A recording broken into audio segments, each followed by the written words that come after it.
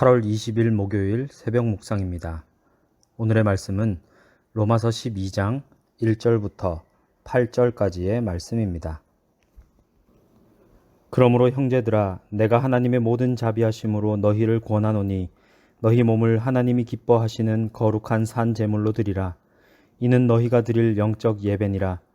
너희는 이 세대를 본받지 말고 오직 마음을 새롭게 함으로 변화를 받아 하나님의 선하시고 기뻐하시고 온전하신 뜻이 무엇인지 분별하도록 하라.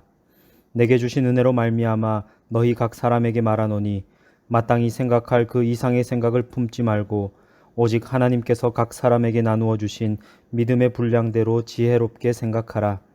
우리가 한 몸에 많은 지체를 가졌으나 모든 지체가 같은 기능을 가진 것이 아니니 이와 같이 우리 많은 사람이 그리스도 안에서 한 몸이 되어 서로 지체가 되었느니라.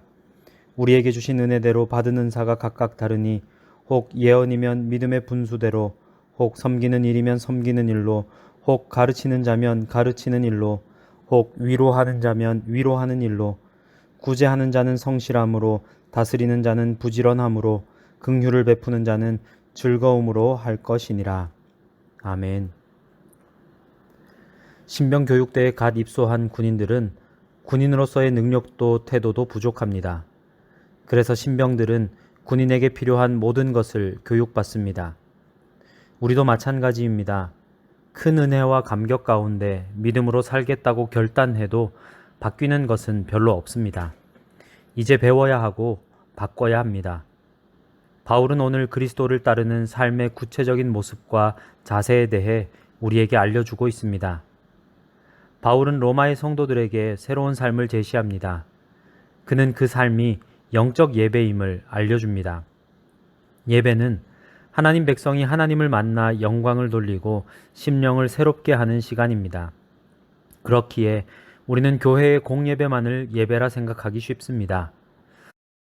하지만 그렇지 않습니다.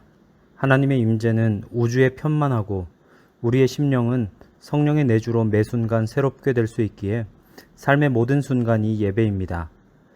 한정된 시간과 장소로만 하나님의 임재를 인식하면 삶이 거룩해지는 시간이 삶에서 아주 제한되어 버립니다. 하나님의 임재가 영원한 것처럼 삶의 예배 역시 모든 시간에 계속되어야 합니다. 본문에서 바울은 우리가 따를 수 있는 마음의 방향이 두 갈래임을 알려줍니다. 이 세대 혹은 하나님의 뜻, 이것이 바로 두 갈래의 길입니다. 우리가 이 시대를 본받는 것은 어렵지 않습니다. 그저 마음과 세상이 이끄는 대로 살면 됩니다. 하지만 하나님의 뜻을 따르는 영적 예배를 선택하면 이 세대를 역행해야 하고 마음을 새롭게 해야 하며 하나님의 뜻이 무엇인지 분별도 해야 합니다. 그렇기에 영적 예배는 매일 분투하는 삶이라 할 수 있습니다. 믿음의 삶은 좁은 길이고 사람들이 꺼리는 어려운 길임이 분명합니다. 그럼에도 바울은 그 길을 선택하라 권고합니다. 영적인 삶, 하나님과 동행하는 삶은 어떤 삶일까요?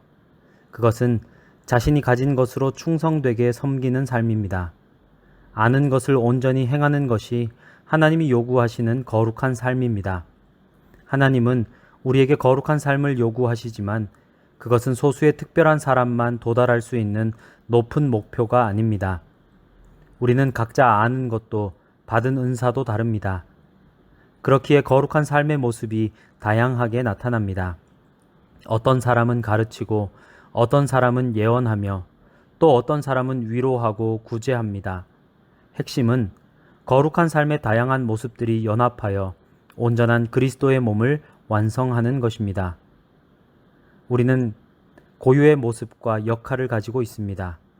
서로 다른 우리를 다스리시는 분은 오직 그리스도이십니다. 그분이 교회의 머리이십니다. 지체들 각자에게 요구되는 삶의 태도가 있죠.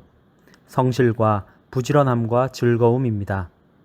내게 맡겨주신 직분을 온전히 감당하기 위해서는 은사에 부합하는 태도를 갖추어야 합니다. 공동체에서 다른 지체들과 함께 신앙생활 하다 보면 자신에게 무엇이 부족한지 분별할 수 있고 채워나갈 수 있습니다. 이러한 성장을 통해 우리는 더 온전하게 그리스도의 몸인 교회를 세워나갈 수 있습니다. 우리는 이제 새로운 삶을 살아야 합니다. 주님 안에서 새로운 피조물이 되었기 때문입니다.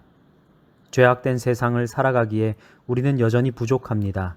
그렇기에 더더욱 하나님의 임재 가운데 하나님의 뜻으로 살아야 합니다. 너무 어려워하지 마십시오. 주님만 함께 하신다면 우리는 성도로서의 새 삶을 감당할 수 있습니다. 기도하겠습니다. 사랑의 하나님, 감사합니다.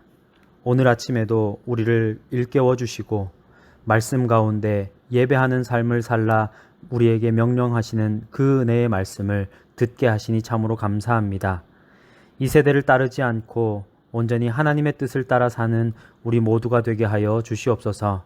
무더운 날씨 가운데 또 코로나 바이러스로 인하여 어려운 상황 가운데 우리가 하나님을 더욱더 부르짖고 찾게 하시고 우리가 하나님을 부르짖을 때에 우리의 기도를 들으시는 하나님의 응답을 날마다 경험할 수 있도록 주님 붙들어 주시옵소서.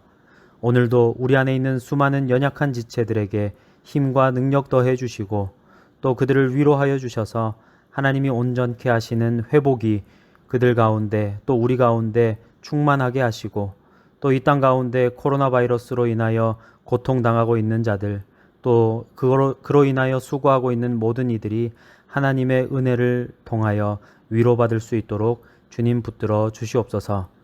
예수님의 이름으로 기도하오며 이제는 주님이 가르치신 기도를 드리오니 하늘에 계신 우리 아버지, 아버지의 이름을 거룩하게 하시며 아버지의 나라가 오게 하시며 아버지의 뜻이 하늘에서와 같이 땅에서도 이루어지게 하소서.